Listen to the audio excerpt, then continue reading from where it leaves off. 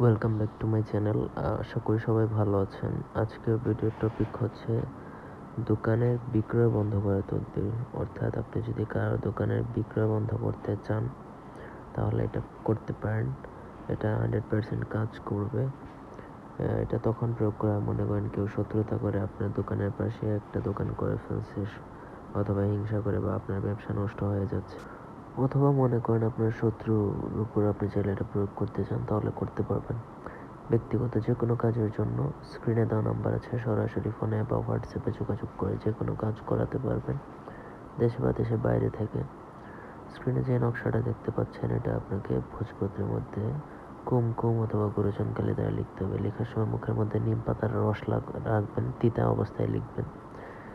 নকশার নিচে শত্রুর নাম, যার দোকান বন্ধ করবেন তার নাম, সে ছেলে হলে পিতার নাম, মেয়ে হলে মাতার নাম লিখবেন। তারপর নকশাটা একটা মাদুলিতে ভরবেন, পলিথিন দিয়ে মুখ বেঁধে তারপর মাদুলিতে ঢুকিয়ে মোম দিয়ে মুখ বন্ধ করে দেবেন। তারপর সেটা শত্রু বা যার দোকান বন্ধ করবেন তার দোকানের নিচে দাফন করে দিবেন। 1 মাসের মধ্যে তার দোকান বন্ধ হয়ে যাবে। এটা 41 দিনের হিসাব, মানে একটা চন্দ্রের হিসাব থাকে। এর মধ্যে তার দোকান বন্ধ হয়ে যাবে, ব্যবসা বাণিজ্য একদম নষ্ট হয়ে যাবে, গ্যারান্টেড।